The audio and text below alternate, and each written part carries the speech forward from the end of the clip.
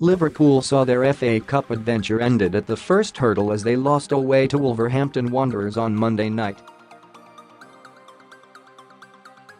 A makeshift Reds side, featuring 9 changes and 3 debutants, unsurprisingly looked like a side that never played together as goals from Raul Jimenez and Ruben Neves ensured Divock Origi's impressive strike ultimately counted for nothing. And with mass discussion taking place after the final whistle regarding the manner of Liverpool's exit, plenty went unnoticed or under the radar during the 90 minutes at the Molineux.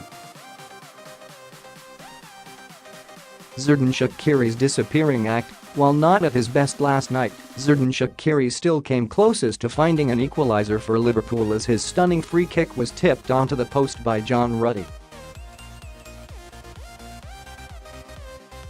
But his actual disappearing act came after the final whistle, when embracing manager Jurgen Klopp. Judge for yourself by watching the clip here, but the Swiss playmaker appears to disappear into thin air inside the German's jacket, failing to re-emerge after releasing from the customary post-match hug. Spooky. As long as he's found again before Saturday's trip to Brighton. Klopp's non-celebration the last time Origi scored for Liverpool, Klopp got himself into a little bit of trouble with his celebrations after running onto the Anfield turf to celebrate with Alisson. The Belgian was on the scoresheet again last night, producing a fine equaliser against Wolves in the second half, but his manager's reaction couldn't have been more different. Klopp has never been shy of a wild celebration during his managerial career, but last night he barely moved a muscle.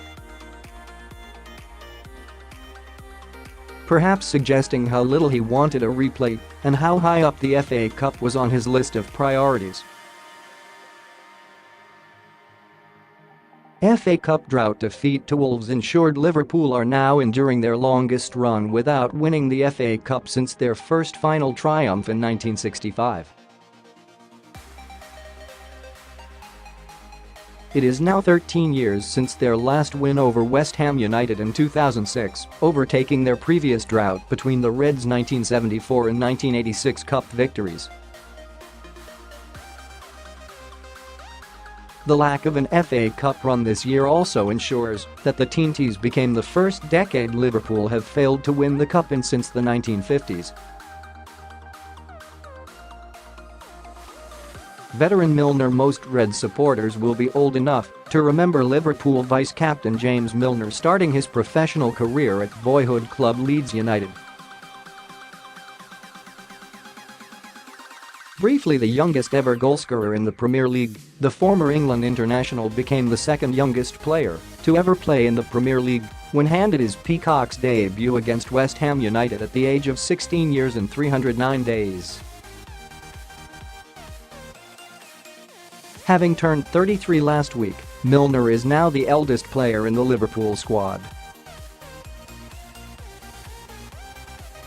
However, the Reds had a 16-year-old of their own in their ranks against Wolves when Ki-Jana Hoever came of the bench to make his professional debut last night. The Dutchman was just 296 days old when Milner made his Leeds debut. Hands up, who else now feels old? Salah. The Centurion Klopp would have been hoping to give Mohamed Salah the night off against Wolves, but with his side 2-1 behind, brought on the Egyptian on at Molineux in a futile attempt to rescue the cup tie. Unable to inspire a comeback or add to his impressive goal-scoring tally, the forward did reach one new landmark, however. Last night's appearance was his 100th for an English side, having now turned out 81 times for Liverpool and 19 times for former club Chelsea, scoring a combined total of 62 goals. Video loading. Video unavailable. Click to play. Tap to play. The video will start in 8. Cancel. Play now. And finally, last night's FA Cup exit was brought to you by the letter W. Maybe Liverpool should have anticipated an FA Cup third round exit as soon as they were drawn against Wolves. Eagle Eye supporters may have noticed a recurring trend about the Reds' cup exits under Klopp.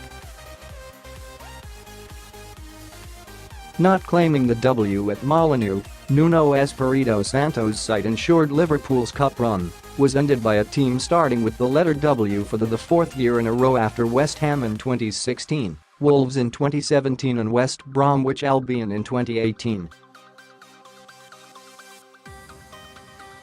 Perhaps the Reds should be grateful they were facing Premier League opposition rather non-league Woking.